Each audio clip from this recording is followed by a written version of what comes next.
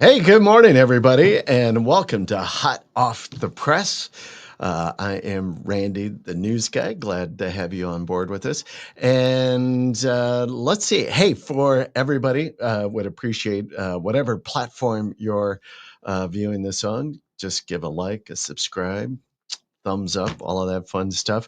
Hey, today we have got a great guest. I've known about this guy, I don't know, for a year or longer, probably. And I just had the great opportunity to meet him in person at SEO Rockstars, which was a lot of fun. And I'm really thrilled. I asked him when we were there at the conference if he would, kind of uh, lend himself to our channel as well. And so very excited to have the one and only Stewart Vickers. My Thank you very man, much. how are you? Not too Also bad, thank you. known as SEO Jesus. And we're going to get into that. But Stewart, man, good to see you. And you, thank you. When's this great guy showing up you were talking about? Yeah, I know. I try to build everybody up and make them, kind of wonderful. But yeah, hey, so you're joining us from the UK over there, right? Yeah, back in London.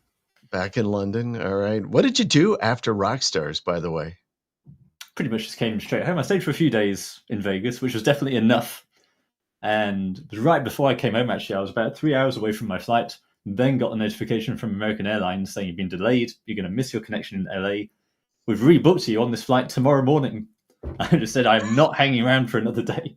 I was checked out on my way to the airport. So I found another flight that night. Oh, good, good. So you weren't, yeah, yeah. Vegas can be, yeah, about 3 or 4 days in Vegas could be about enough for That's what me, I everyone think. says. Everyone said the exact same thing. Yeah, yeah. Otherwise, it gets a little, I don't know, it gets a little too much. But hey, we got some folks on. Terry Samuels. Terry, good to see you. Good morning. And my old favorite, Pamela. Hello, Pamela. And she even says hi to you as well, Stuart. Permanent. We're practically neighbors, Yeah, yeah. And folks, just as a reminder, as we get going here, if you have any questions for Stuart, just throw them up into the chat and we'll get to them. So, Stuart, I did throw this thing about SEO Jesus, and I do have to pull. I'm going to share this on the stream. Boom, there you Oh are. god, here we go. SEO, and I love this. I can't decide whether that's like a deity kind of pose, or you look like you could be a magician as well, like you're ready to, you Yeah, it know, all works.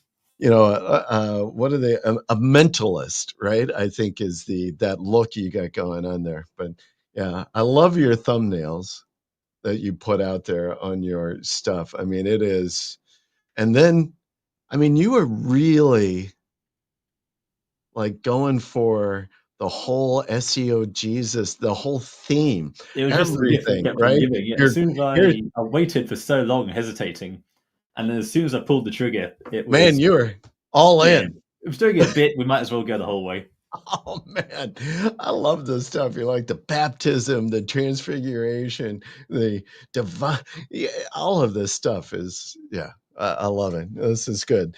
So I want to get into so much stuff with you, and and I do have a ton of different questions, but let's start with a little bit just your background, because I know, as I read a little bit about you, and as we've talked, I know you didn't go to school and learn SEO or affiliate Who does? marketing in college, right? Nobody does that. Um, and you really are a writer by, I'll say, by trade or by training, maybe. Yeah, writers who've now lost their job to ChatGPT, I think. Yeah, right. So give us a little bit of the background, though. I'd love to hear, kind of Yeah, what's the your abbreviated version? I mean, origin story, right? we've got Terry Samuels on the line, so obviously there is an SEO university. It's wrong to say there isn't. Yeah. But yeah, my background, always liked the idea of entrepreneurship. In my case, I went very much down an academic route. I studied ancient history, classics, and English literature at A level, and always liked the idea of a sort of mechanical engineering approach. My dad's engineering background, but I just couldn't do maths, and so that was a bit of a hold up. Yeah, And that'll tank you in engineering. Yeah. yeah, wanted to be a painter, but kind of wanted a more secure path. So I did the right thing. I went for a proper academic degree of history of art, and then had a great time living in London. But history of art didn't really have that much contact time. I think I was only needed to be in a couple of hours a week. So loving London, but of course you need cash to actually do that. Yeah. So immediately started hitting the job boards of what can I do, because I've got all this time. I might as well use some of it so I can enjoy the rest of it. And yeah, just applying for little writing jobs. And one of them, it was actually a menswear company. And those of you who know me well know I have an interest in dressing up and vintage. Yeah. And they were basically saying, if you can use these keywords repeatedly, then that will allow us to get more customers from the website. So write an article on the best overcoats and keep on using the phrase overcoat, best overcoat, etc. And that was a light bulb moment where I thought, I've always wanted to be a writer. And everyone says you can't make money out of being a writer. And then you realize there's this whole field of digital marketing that relies on it. So ended up going down a very media background, more of a social media background. So I had that part-time job for a bit, then joined a magazine startup, which was all about London life. So we were just pumping out content, proper blogger type stuff about London life, and just trying to go viral on Facebook. And all of this writing was before AI content writing, right? So Totally, I mean, yeah. you were actually putting it mind to paper, right? Yeah, just about. So I was on a rate of £40 for a 500-word article, which was pretty decent considering I could smash out their article in no time.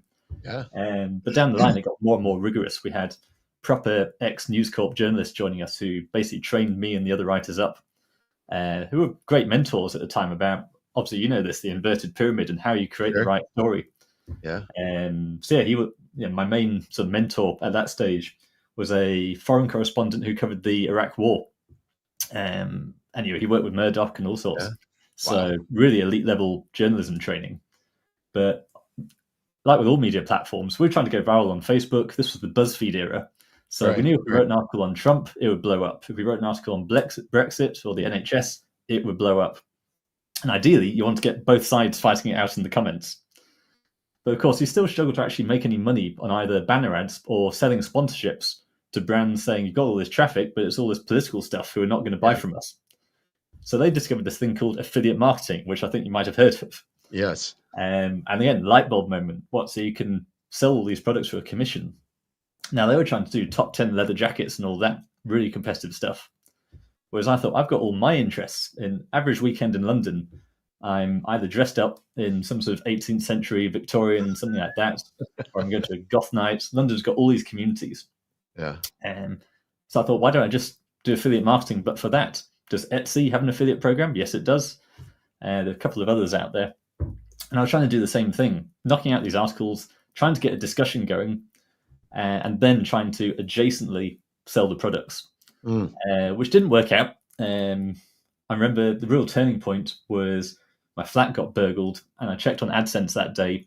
I'd made 12 cents when I'd lost about $2,000 or so of stuff. So that's when I decided enough is enough. I graduated about 6 months before, and that was the time to then get a day job.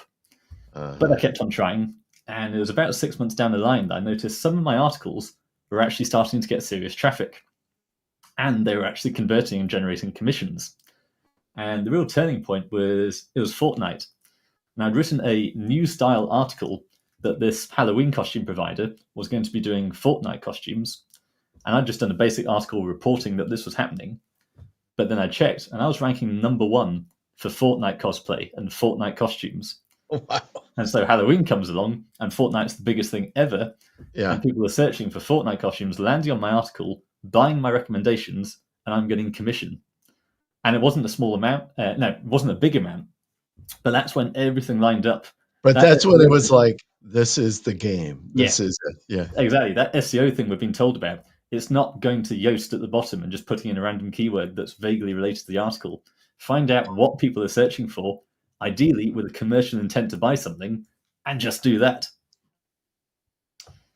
And in the meantime, commuting to the day job, I've been listening to the Authority Hacker podcast on a loop. And that's where I basically learned you can build these affiliate websites where all you're doing is that best X or Y, top reviews, and you can do a 100-page website that's all just product reviews. Yeah.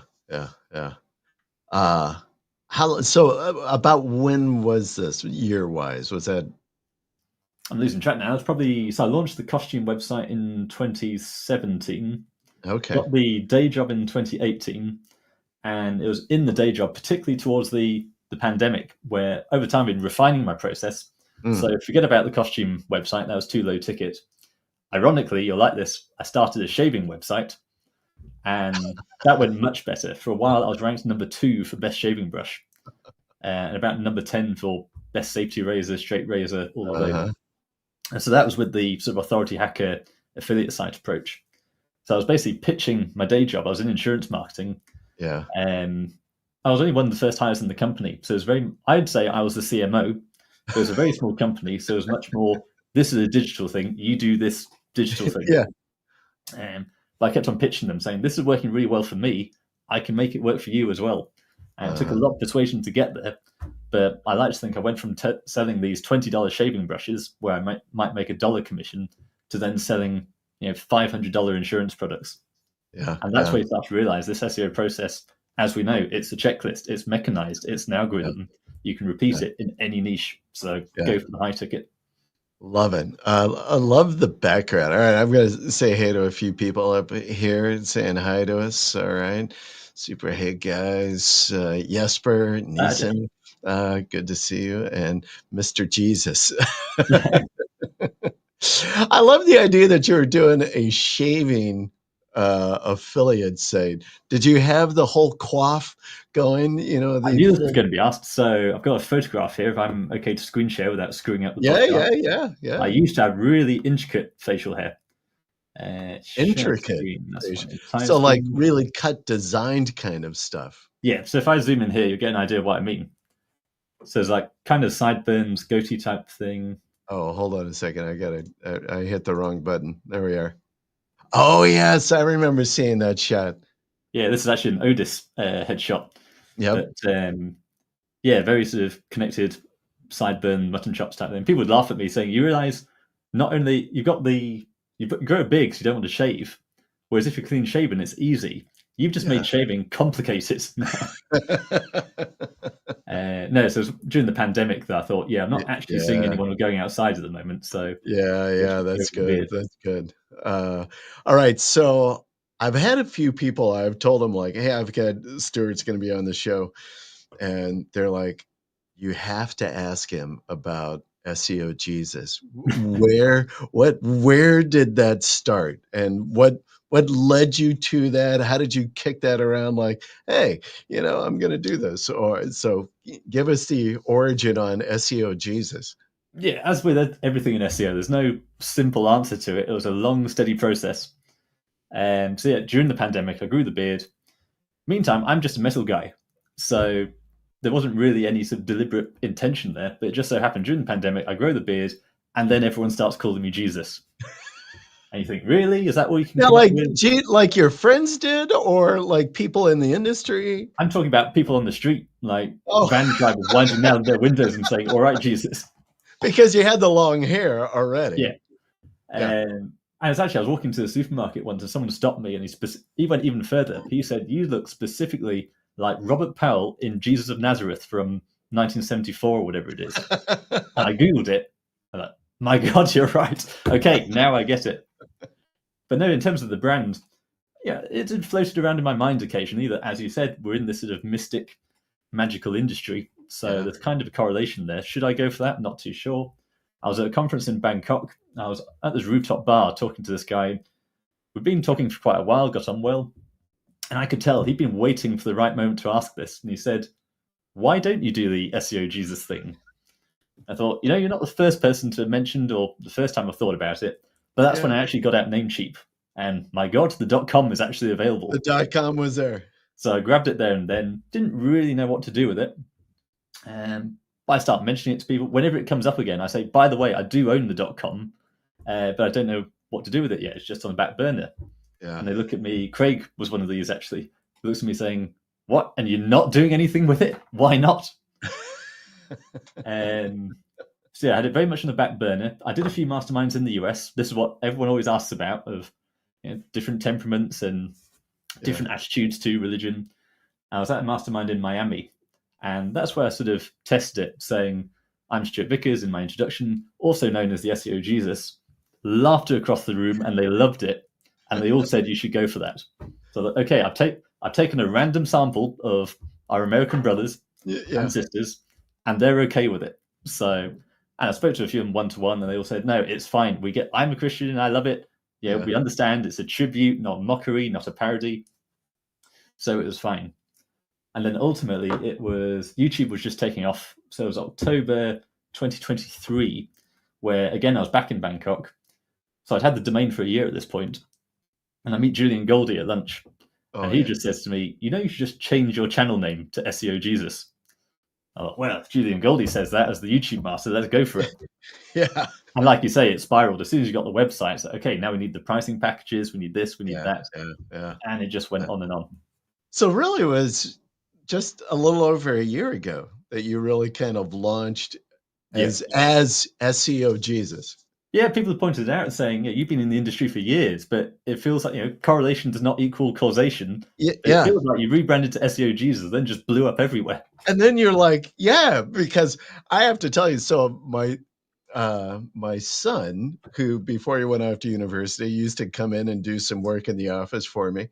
And I think, I don't know, at some point early this year, or I don't know, we were in Craig's mastermind together. I don't know, are you still in there or no?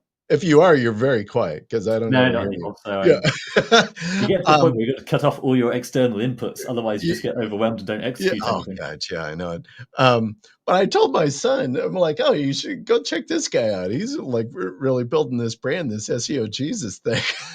And he's like, yeah, that's crazy. And then I told him I was going to Rockstars. I'm like, and guess who is going to be there? The guy, SEO Jesus. And he was like, oh my gosh, you got to get your picture with him. He's great. I love it. I'm like, yeah, you have grown to this like notoriety and fame of this. And you've got the perfect, I mean, you were just like, yes, it is absolutely the perfect. I can't even believe it took you as long to do it as you did even. But Yes. that is, I mean, how long did you own the domain before you actually did something with it? Like I say, it was 1 year before the rebrand. 1 year? I And did. I had something similar. So with, now I do the news guy, right? And I had bought that domain, probably had it for a year plus before I decided like, okay, I think I'll try to do something with this. Yeah, similar. I don't know why. Kind of didn't know how it was gonna, kind for of a long time, I was fly. following the whole build to sell methodology that you don't want a personal brand because you want to have this Yeah, aspect that's separate from you. yeah, But then as soon as yeah, you go for it and your brand starts working for you so much, yeah, yeah. okay, I'm not going to be able to flip it, but I know it. cash I flow is know it. okay. Yeah. I think it's brilliant. It is a brilliant marketing piece. And I love that you just went like, hey, if I'm going to do it, I'm going to go all the way in, all in on it, right? With everything around all of the titles. I do have a question. So you said you kind of tested it in Miami with some folks, a little test market. Have you ever gotten any flack though by anybody like thinking that it is somewhat sacrilegious? Like how dare you? Yeah, it's a lot less than I expected, frankly. Yeah, So yeah, obviously a mastermind at the time. I was hanging out with lots of high ticket coaches. So these were very progressive high ticket coaches in Miami. That's not going to be representative of everyone. So yeah, every now and then I'll get a Bible quote emailed in saying you're a false idol, you're this, you're that. Generally, it's fine. It was actually at SEO Estonia just this year in May.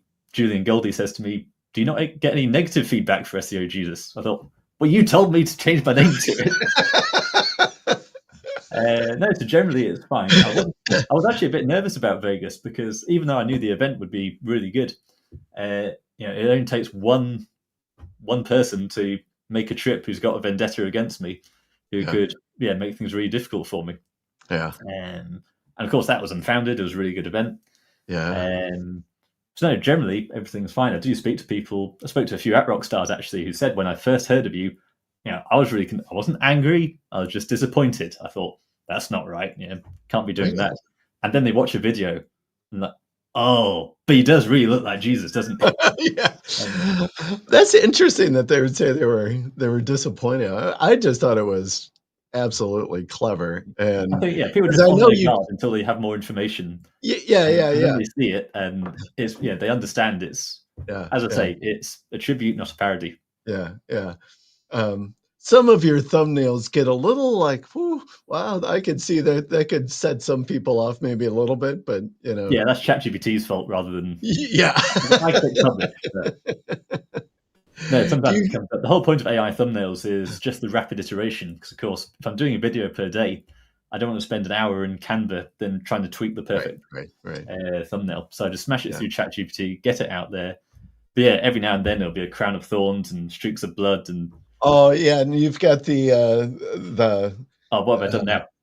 with the heart, kind of, symbol in the there's, I am not Catholic, but I know that image with Christ and the thought heart, sacred heart or whatever going, Yeah, friends did say to me, very careful with the AI. We were in Phuket together after a conference when yeah. I was designing that web page with all the thumbnails and everything else that you showed earlier.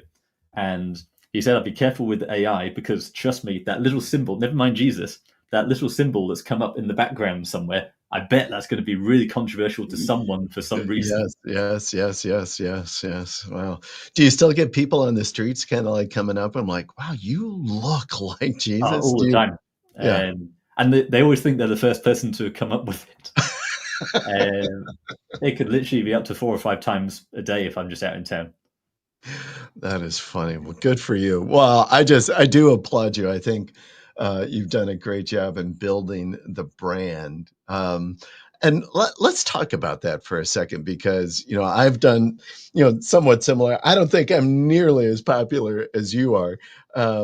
But, going down this path on building a brand like that, SEO Jesus. I mean, what were some of aside from a YouTube channel or throwing up a website, I mean, what are some of the other things that you have intentionally done to really kind of magnify the brand? Um, this is going to be controversial, but honestly, I've never really cared that much about brand in the past. I've been much more about direct response. Okay. Um, so I was running the agency. How was the agency now? About 2.5 years. So I like to make it clear to people I was an affiliate for about 4 years before I went client side. Yeah. Most people do it the other way around. And so in terms of growing that agency, I basically sold my affiliate website. So I had a decent pile of cash in the bank, and I thought I need to use this to bankroll the start of the agency. And I thought, what do? I could do Facebook ads, I could do this, that. And ultimately, I just traveled, went to these events.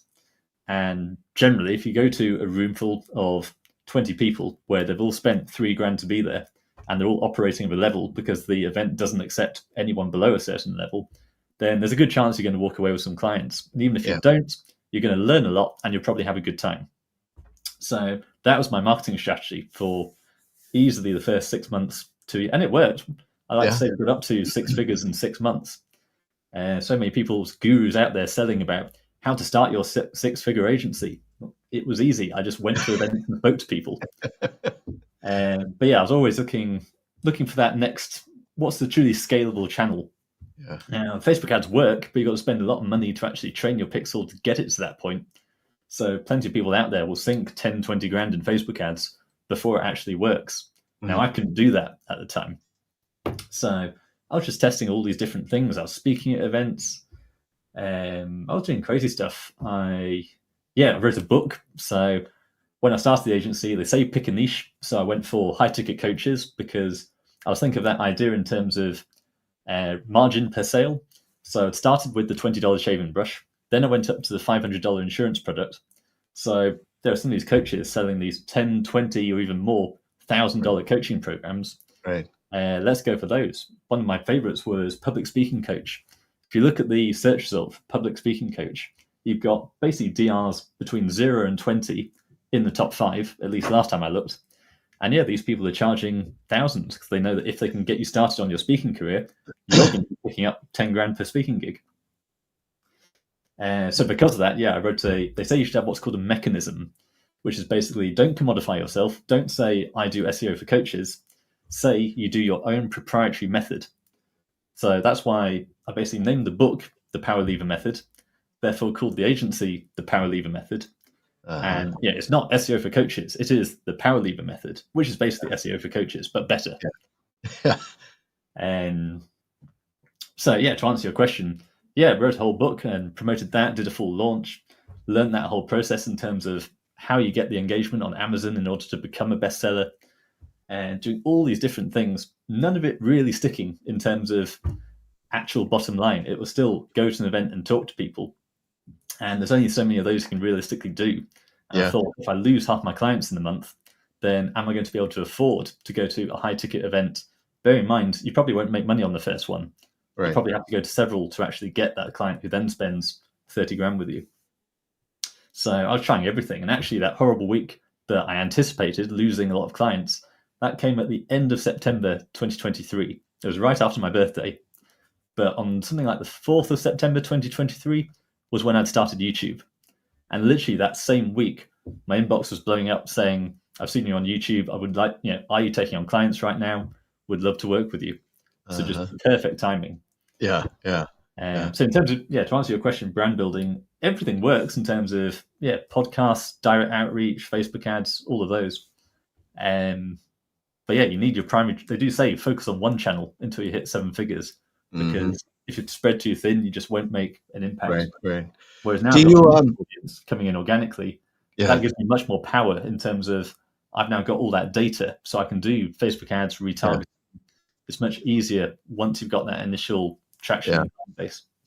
Do you, so you're great on YouTube. I love your videos and what you do. And you do a fabulous job of like kind of over the shoulder. You like show everything. You go through just a real good level of content on your videos. I really appreciate that. But do you do are you out on other platforms? Are you out on X or Facebook, Instagram, TikTok? Are you applying yourself as much in any of these other platforms? No, not at all. So I keep meaning to, but every now and then I'll do a LinkedIn post. I think with all these things, it's what do you really commit to and go hard on? So people will try one channel for a week or two, and then they'll say it doesn't work. Yeah. So you don't want to be that guy. And so YouTube worked out really well for me. In those other channels, I'm still being that guy. So I did a tweet, no one liked it. I don't care anymore. Yeah, So I do the same thing with LinkedIn. I swear, I like kind of dip my toe into the pool in LinkedIn. I'll do it for a couple of weeks, and I'm like, and that I just tend to lose interest, and that's a problem for me. If it doesn't keep my interest, then I don't. Exactly. So the smart thing to do, I'd love to say, is go into make.com, build an automation so every video then gets turned into tweets and LinkedIn and so on. Yeah. But they're still not going to be quite good enough for what you still need to actually sit down on LinkedIn and write the perfect LinkedIn post. Same thing with Twitter. And the smart thing everyone's doing at the moment is using things like ManyChat. So I've got this resource, it does this, it achieves this. If you comment below, send it to me, then I will send it to you. And it's an automation that runs that, which means your post blows up because you're getting all that engagement. Yeah. So we'd love to do some of that, but just haven't yet. At the moment, I'm struggling to keep up with my YouTube video a day. Oh, I know. Yeah, doing the YouTube is tough. There's old Craig saying, "Old boy." Oh gosh. That's good stuff. All right, so we do have a question here. Let's throw this one up. How to sell a good expired and aged domain or SEO premium domains at a good price? Interesting. Do you ever do that? Do you ever sell? You probably bought SEO Jesus for like $13 or whatever. But you don't know how many domains I own. The answer is far too many. No, years ago I read a book on domain investing, and it was a really basic manual process, and where it was basically saying, use keywords everywhere, whatever free keyword tool it was. Check if contractor in location is available. Look up the CPC, and he basically said if the volume per month is more than 250 and it's got a CPC of more than $2, then buy it and then do outbound to sell it.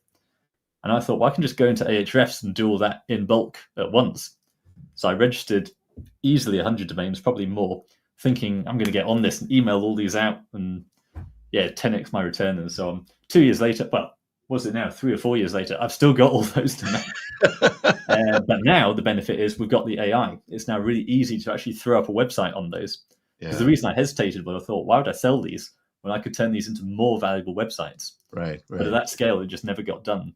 But now it's much easier because we've had the technological advancements in that time. Yeah. But to answer the actual question in terms of selling domains, Odys are always looking for people to sell them their domains, but otherwise I'd probably just say go direct. So the reason I've not sold any of those domains is you really want to set up a cold email funnel where if you've got a contractor in a location, it's then very easy to just cold email all those contractors in that location. And I've had clients come back to me saying, I've just bought this special exact match domain. What do you think I should do with it? Or rather, I've been pitched this domain. I'm saying, how much do they want for it? And it's $300, something like that. And they're generally, you can sell, they're already kind of pre-sold. They already think, I'm sold, I want that domain. So it doesn't matter what I say, they're still going to buy it. So I think there's still a market there in terms of, buy the domain for $10 and flip it for $300 if you've got the discipline to do that outbound all the time. Yeah. Well, I think as well, as long as you're just, I think the discipline, you're constantly looking like what is maybe a hot trending kind of thing. Because a couple of years ago, was it maybe 2 or 3 years ago, when the Meta universe, right, was going to be like that. And so I'm like, as soon as I even saw the first story on that, I'm like, oh man, I went in and started gobbling up all kinds of like Meta TLDs, of like SEO.meta or something like that. I was buying this is going to be big. And I'm like, this is going to be great. And then that whole thing just fizzled out. I'm like, I've just done the exact same thing. Have you ever noticed you get a really trending one and it'll get loads of PR coverage? So my favorite one is that ship still stuck.com from when the Suez Canal container ship got stuck. And someone did this amazing data feed with graphs and visualizations, got loads of PR coverage. And I've always said, whenever there's a big trending topic, I need to get on that. And it finally occurred to me with Hawk Tour. You got to say it with an American accent, haven't you? Yeah. But no, I went on to name it. I was too late. This was about a week after it happened. All the domains are gone. Oh, sure. But this week I got something like justachillguymeme.com. And again, I don't know what I'm going to do with this, but if we can at least get it ranking, get that PR coverage, then that could then be a valuable PBN link, something like that. Yeah. So those are more for fun and giggles rather than serious businesses. Old. So you were doing some stuff, I'm kind of curious with Reddit. And we all know, especially in the industry, everybody knows, man, and even if you're not in the industry, you go do a search on Google and you're always almost assured to find something in organic of a response from Reddit, almost as well in Quora. And you were doing some interesting things with Reddit. I went hard on it. Yeah, you were hammering this stuff a few months ago. Are you still is it still an active platform for you? Still building out stuff? I don't touch it at all. Let me show you my affiliate income, though, since I'm not really on that project anymore. I don't mind sharing it. Yeah. No, Reddit was great for a while, and then that particular technique stopped working. Now, it can still work.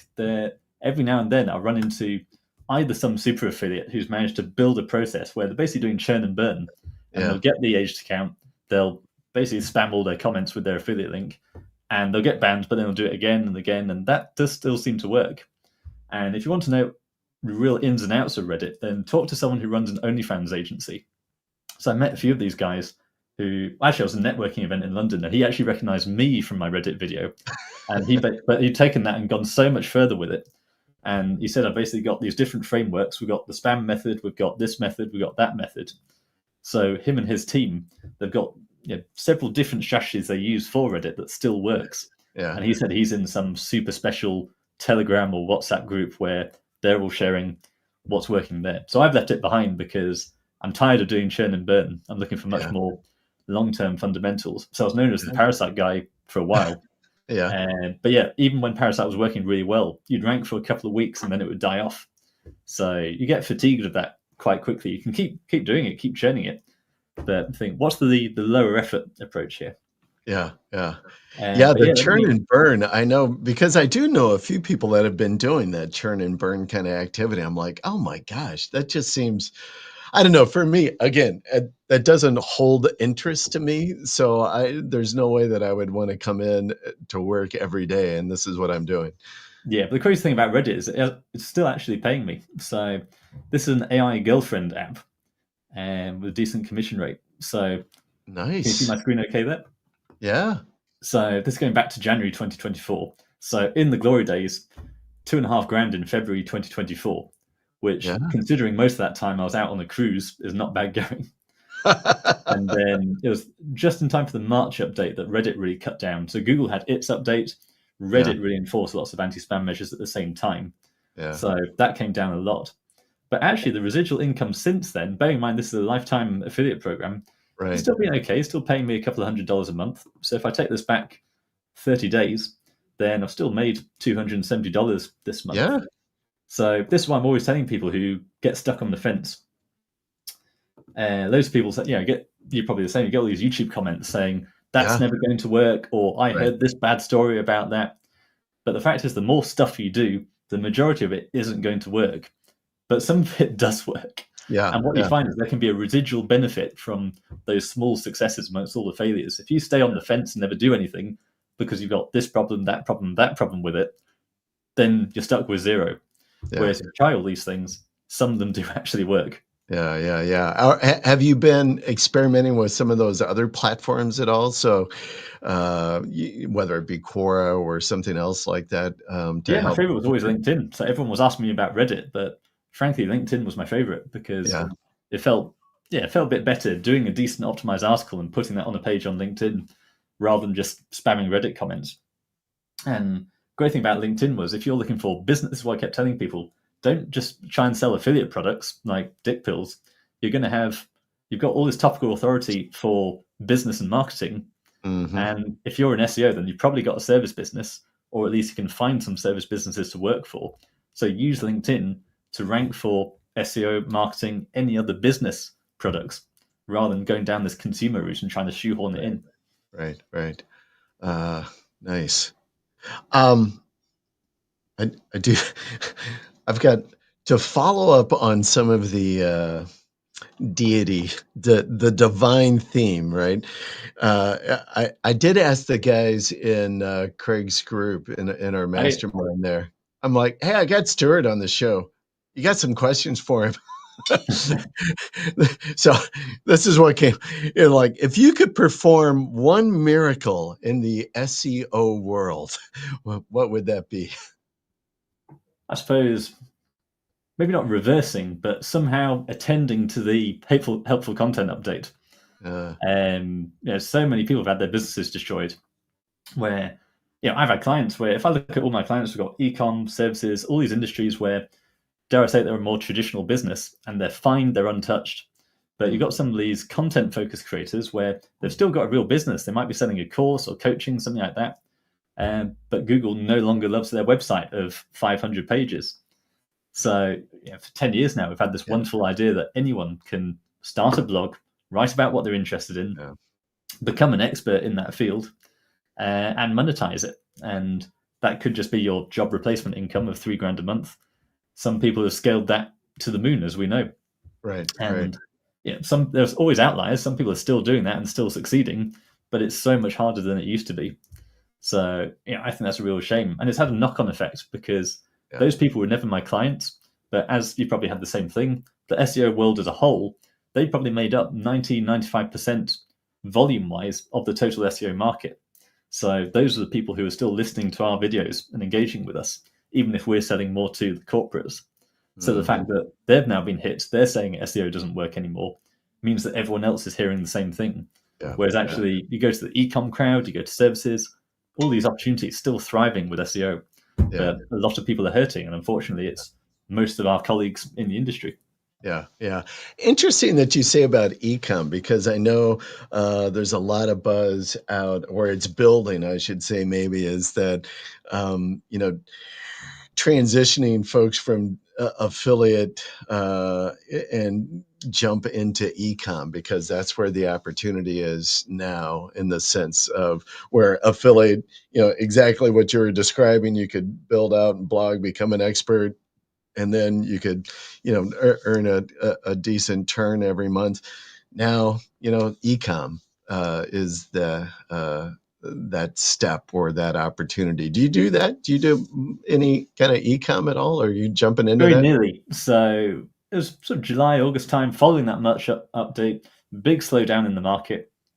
And we know that SEO still works, Yeah, but it's not the game it used to be. So yeah, we're always trying to see where the puck is actually moving, where's the market shifting. So yeah, it seemed like ecom was the way to go, because some of these search results that used to be all affiliate pages are now all ecom sites. right. So it seems like if you're an ecom site, you've got this massive advantage because you're just fulfilling the search intent. So yeah, I wanted to get on this, but it's a whole different skill, whole different industry. Mm. So I went down some really weird rabbit holes where I very nearly started a number plate printing business. I've got the domains, I've got all sorts. So in this country, there's a bit of a trend at the moment that you can have these 3D digits on your number plate, cut out in black acrylic. So I thought, great, I can order these in bulk from Alibaba or whatever, and I just need a student in a workshop somewhere who can stick these on. So you're looking at £10 worth of materials for a product that then sells for around £50, and highly productized. It's in, it's Yeah, out, it's yeah. done. And the volume on those keywords were pretty good. So I went down a whole rabbit hole there. Are you familiar with amyl nitrate poppers? No, I don't even know what the number plate. So is this on your car or on your house? What?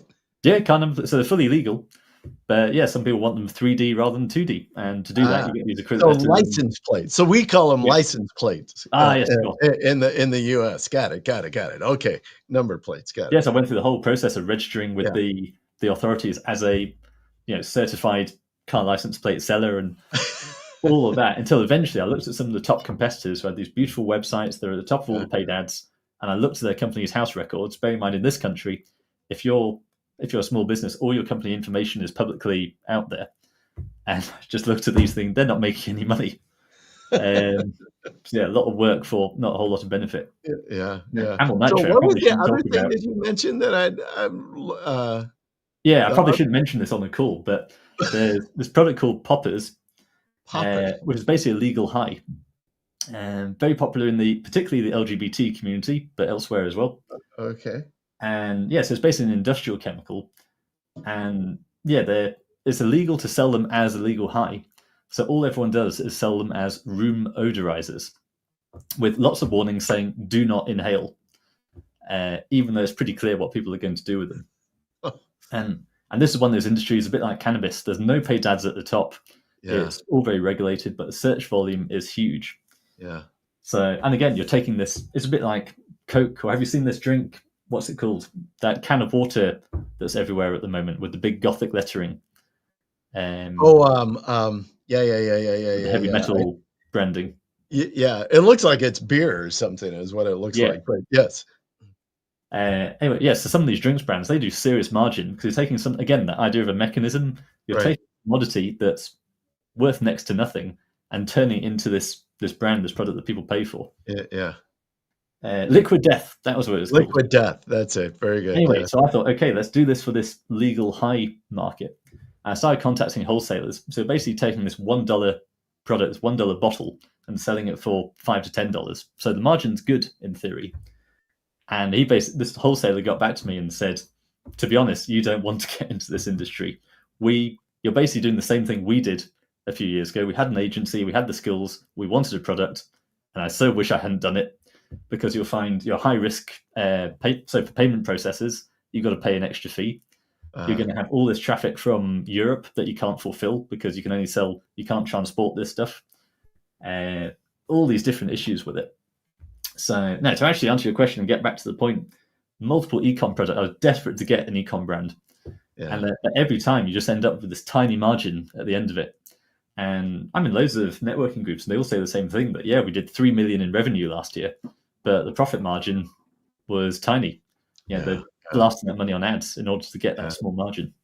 Well, that's a challenge. That's what I always wonder because, I mean, we've worked with ecom companies in the past. I dabbled about 2 years ago, or during the pandemic, actually, with doing some ecom. I was doing like print on demand type of ecom. Oh, yeah. And at the end of the day, it was like, God, I'm doing all this work and I'm just not getting on that particular site. Um, we were, it was kind of patriotic kind of stuff, right? And so it was in the I'll midst be of so all tempted the to do Trump. one of those. Yeah. Yeah. So it was all in the midst of the height of Trump and everything, and in the election cycle. Even this year, I was so tempted to do print on demand, but I'll say this quietly for both sides of the argument. Yeah, it at the end of the day, it just was like all of this effort, and we weren't the margin was so thin. It was like, it's not even, I don't know, it's not worth the time, basically, is what I kind of ended up coming on. Or I could use my time to do leverage other things that would Yeah, so be every a agency owner wants to quit their agency, but then you start looking at ecom and the margins and all these other alternatives, and you think, yeah, maybe they'll just stick with clients for a bit longer. yeah, yeah. But now you have done something I know that, like, just in the last week or Black Friday, I don't know, you probably have been cooking this thing for a while, but now you have come, I don't want to say full circle, but you're doing kind of these one-page affiliate sites, one-page sites that you're launching and doing courses on and doing some stuff. You want to dig into that a little bit? Tell us about Yeah, that. so it's exactly everything I've already told you, that I bought all these domains years ago Yeah, and steadily kept on collecting them over time. Like if you discover a niche and you think this is a profitable niche, let's grab that yeah, domain, and then you park it, don't do anything with it. But of course, since ChatGPT came along, you can just throw up a homepage that's fully optimized on that website and then just leave it. Keep on doing what you were doing, but make sure it's actually got that homepage on there. And then when you get around 6 months later thinking, I've not actually done anything with that yet, you check in and it's actually ranking for some keywords. You think, well, I've done nothing and Google seems to like this. mm, And we know that time is a major ranking factor. yeah, So it basically, I was talking about this about a year ago, and I said it's really like a venture capital model where if you've got 100 of these domains, as long as you've got that homepage on each one, and then you find that maybe 20 of them are ranking for some keywords without any work, but okay, well, maybe for those 20, I can't scale all these, but those 20, let's do a press release. And let's do some citation, press release from 38 Digital, of course, there we go. and do some citations, those basics. And then does it go up again? Yes, it has. Okay, let's do some outreach, build some links to it, do some guest posts. Yeah, And out of nowhere, suddenly I found that, I say my background was affiliate, but doing the 100, 200 page blog post strategy doesn't really work so well anymore. But if you've got that exact match domain and you make that exact match domain look like the business that you're offering, the product that you're offering, right. then of course it ranks. So in the first case was insurance, because my background I've worked for multiple insurance companies in this time. And you work out all these wonderful tiny little niches. And basically a lot of the big providers don't want to deal with that tight little niche. It's not worth their hassle. They just want to sell cheapest car insurance, list on the comparison sites, do that. Right. So if you've got a slightly unusual situation, then you need a broker who's a bit smaller and willing to go the extra mile. And those brokers don't know how to market themselves. Mm. So it wasn't too much of an issue to find a few of those brokers and say, I'm going to give you a list now of these really weird niche examples, and you tell me if you can cover it or not. And a lot of the time they say yes. So this broker that was struggling to break through, suddenly you're delivering them all these leads for this weird niche, but it's a high value niche, and it's recurring revenue as well. Because for that person who's got this weird building that they can't insure, they're not going to shop around next year. So with one of those providers, I get 50, bear in mind, they get a commission. They normally get 20% of the first year's premium, so the total cost of the insurance. I get 50% of that in the first year, and I get 25% of the renewal fees. But for one of these niches, the one that's really performing well for me at the moment, and we're number one for it, again, with just a one-page optimized page. The site's about 2 years old now, so I should say that. But he basically said for that particular product, the retention is about 8 years. So when I got my first commission check through, I thought, that's not a whole lot of money, but actually you start doing the maths and you realize but that's 50%. Now I'm going to get half of that again for the next 8 years. Well, that's like a $5,000 commission check then. Yeah, you're like, hey, this is good. I'm enjoying It's this. true mailbox money. Yeah, Yeah. none of the fulfillment Yeah. is on me. I love that phrase, mailbox money. I love that phrase. Yeah. But yeah, it's literally domain I had for a long time. Then I put the basic homepage on it, which was literally just long form wall of text, Yeah. and it was performing. Then we did a few links, and now we're making money. So now we can smash it with everything. Yeah. And are you just then people coming to that site and you're sending them off to that particular broker? Or are you doing it kind of like as a lead gen, so to speak? Or That's an interesting one. So early on, for that was the first example, and they just wanted a straight affiliate link. And I thought that works, as in I get paid, but there's a bit of a bad user experience that they land on what looks like a company, they click a link, and they go through to another company and fill in a form. And also to Google, it's kind of like a doorway page. You're not really adding value. Google can clearly see I'm just generating leads. Right. What I really want is a lead form on the front end, because then there's nothing distinguishing me from being a real business that Google actually likes. Right. So you won't get penalized like that. So had some back and forth, especially in this country. We've got GDPR, really tight privacy regulations. Also, the insurance market itself is highly recommended. So I had to go through various certifications for that. But eventually they said, can't do a form. We can give you a phone number. I thought, that's great, because I take off all the links from the website, just put the call now phone number everywhere. That means anyone who lands on that page now, they call the number, it's perfectly attributed to me, looks like a real business, and they're probably going to convert better as well, because they're on the line talking to the sales team. Right. So then that really becomes a lead gen site then for you. Exactly. Yeah. I love lead gen. Right now, so similar to you, we were doing affiliate and then got spanked by HCU.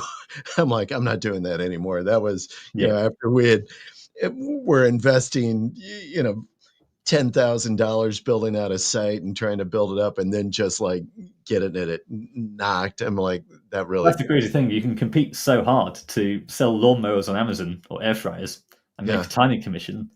And then you realize you could probably go and find a mortgage broker out there. I was thinking of examples to tell you today. And I thought, I'm still in the same house I got when I had my graduate job, whereas now I've got this agency and so on. But if I go to a mortgage broker, they say, what's your income? And I'm saying my income is really small because I don't want to get taxed too hard. But my company profit is actually quite decent if you'll actually listen to me and talk to me. Yeah. So there's an example. If you got the domain of mortgages for company directors, whatever, and found a broker who was willing to just actually have a conversation with you and go, oh yeah, you've got company profit rather than income, then that's fine. You can buy that nice house. Yeah. Then you're onto, and it's going to be worth far more as a commission versus that air fryer on Amazon. Yeah, I find that lead gen seems to be a little more stable. Does not get knocked around in the Google algorithm. So if I'm building out a lead gen site, it looks like a real small business, and we build out the GMB for it as well. So it looks like it doesn't get hit. So the algorithms come through. I'm like, I just don't worry about it. And that's the really noticeable thing about going client side, that from the affiliate side, every 6 months, having all the Facebook groups alive with pain, basically. You think, am I going to hit? Am I okay? I don't know. But then running the agency, you look at your clients and you think, if anything, they've gone up. Because that's an ecom site. That's a service business that does this. Yeah. They're all just fulfilling the direct search intent. They're not doing arbitrage, borrowing traffic from Google to then send it somewhere else. Yeah. I think the service business lead gen is just a good, solid way. And depending upon what it is that you're doing, and what particular niche you're hitting, I mean, you can have some fairly decent payouts along with that as well.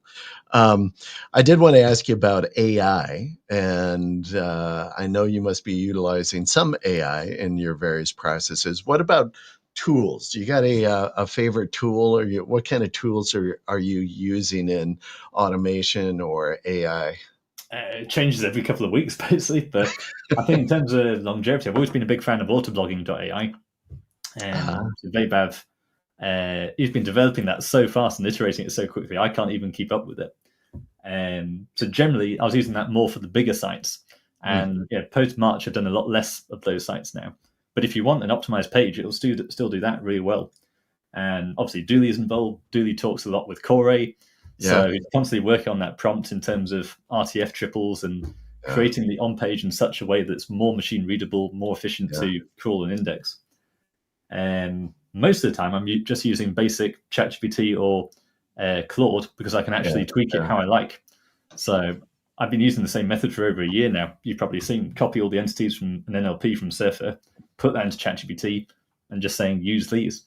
And if it is only a one-page website, then that's not worth me hooking up APIs and getting that WordPress plugin that allows you to export to it. And I used to have, I'd say used to, I had an account with auto blogging. I wonder if I still do. I should go check it out. There it is. Let's see if I can.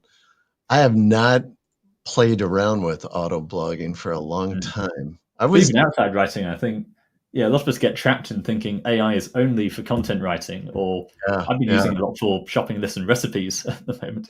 Because I have that decision fatigue. Because I go to the supermarket, I don't know what to buy. I ask ChatGPT, great, I'll just buy those. And then at the end of the day, it was, I don't know what to cook. What do I cook with that stuff you just made? I got this basket of stuff. What do I do with it? But the real value is actually much more in terms of the bigger picture. So Claude Opus, Sonnet now, Claude Sonnet. So powerful in terms of proper technology and coding. So I'm basically sitting down with it thinking, if I actually knew how to use Make and tie up all these different APIs together to build a software product, that's one thing. So I go into Claude and I say, if I want to achieve this as an outcome, how would I do it? And it will spit out this whole scripting and saying, put this on AWS and all of that. So I'm trying to set aside basically an hour a day just to basically talk to Claude and say, it would be really useful if I had this thing. I've got no idea about how I would actually build it. What would you recommend? So with this course, one-page websites, I realize I'm saying there's all this benefit and you're keeping the cost per site really low. I'm saying less than $100 to build a site because all it is AI content, $10 domain, press release citations. But then you get into this trap of, but I've got this $300 a month Ahrefs subscription, which makes it much easier for me. So suddenly I'm realizing, well, you can use data for SEO or SERP API and build a rank tracker, and then you don't need Ahrefs. You're just using API credits, which are much cheaper. So just setting aside an hour a day, talk to Claude. So I'm using this tool, this tool, and this tool, and I want to cut them out. I've got these APIs. How do I do it? You just like nailed something that I'm so focused on kind of approaching the new year, which is setting aside time. You said an hour a day, right? But setting aside like an hour a day, just kind of learning and thinking about how I could do something utilizing tool, whether it's Claude or GPT or Make or something, to really learn this thing and create some processes that can save me time or money or there's so many things I do now that I catch myself on a daily basis, and I think this could, if I was smarter, this could blatantly be automated. So you go to Claude, I am doing this, I'm probably being an idiot, how do I do it better? So with these one-page websites, there's all these separate things of connecting to the hosting, installing the domain, putting WordPress on it, putting that page of content on it. Surely that can be automated. And then that's in a simple script that then goes into the course. You then relay that value onto my community. Haven't cracked it yet. That's just one example. But even in terms of lead gen, if you're using CallRail is obviously nice out-of-the-box software for forwarding and recording the calls, but it's $50 a month. And again, we want to keep the cost per site really small because we're building 50 of them. So again, I've been fiddling around with Make, Claude. How can I use Twilio? It's $1 a month for that number. It automatically records it anyway. How do I get that recording and transcript into a spreadsheet that then says that was a qualified lead, this one wasn't? And the answer is I couldn't work it out. So I went into Upwork. I've now got a guy in Ukraine, $30 an hour, and he's doing it all for me in Make. I can then just save that template, and then all my course members will be able to get that template. Nice. Yeah, I'll tell you, coming away from Rockstars made me think about, Dan Kurtz is showing all of Yes. his different stuff and a couple of other people. And You know I the stuff is just, out there, but then you see someone who's taken it to such an extent. You oh think, my oh, gosh. okay, I need to do it 10% if you've done it 100%. Yes. Well, Dan kind of encouraged me, and just in a simple thing. So, I have these lead gen sites and I run them through Twilio. But in order to understand, am I making money? I've always got to go to the affiliate sites or the affiliate sellers where I sell this stuff to, the leads to see like, okay, what's going on with that. Then it just struck me like, well, I could like create a kind of a process or a blueprint in Make, so this is what we ended up doing is like, so we have a Google sheet, and then we just made this connection. So anytime I get the call in Make, and I know what the threshold is going to be, or on Twilio, that I'm going to get a payout on this thing, then it sends that information down through Make, and then populates the spreadsheet. So now I can just go to one spot instead of 5 different places to kind of see like, oh, am I going to make any money on this thing today? And so Right, you always it solve was my just problem. an I easy, should have just bought that off you rather than. yeah, it was just like an easy, I'm like, well, that was good. Yeah, it was like such a simple thing to like, Yeah, I think the like, limit is how much time do you sink into trying to figure it out before you just pay someone else to do it? yeah, well, that's the thing. Exactly right. Well, this is good. So I did have, this is another good question. I know we're banging up against our time here. A list of SEO commandments. I thought that was a good question. What would be on your SEO commandments? Number 1, target the right keyword. There we go. Or thou shalt target the right keyword. Tribute, not mockery. Tribute. Yes. And then thou shalt write the content that's in line with what's already ranking in Google. Google tells you exactly what it wants. Extract, even if you don't have Surfer, use ChatGPT, extract the entities, extract the NLPs, and you're pretty much there. And then build some links. Don't overcomplicate it. You can go onto Legit, buy a load of citations for $50, go onto 38 Digital Market, buy a really good press release for $100.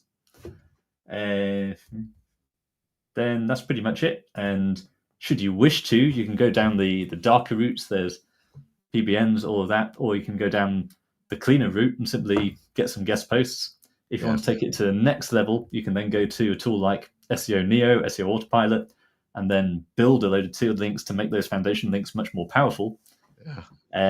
But we're getting ahead of ourselves. There's only really 3 there. So target only the right 3 on the list. Yours is much easier than what came off of the mountain. So a list of 10.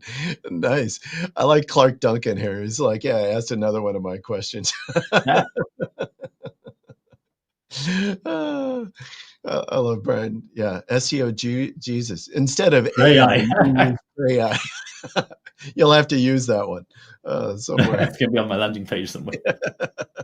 That's my next course, Pray I Must. That's good. All right. Well, listen, Stewart, hey, thank you so much for being on the show. I appreciate it. Good to see you in Las Vegas. Good to see you here. Hopefully we'll cross paths again. Oh, Chiang Mai, apparently, yeah.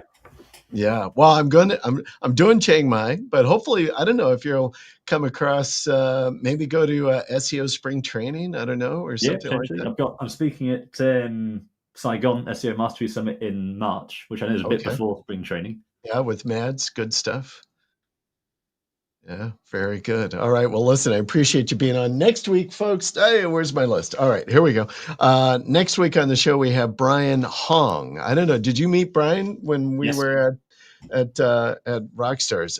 Great SEO, great entrepreneur in building businesses. It's going to be a great, really business strategy.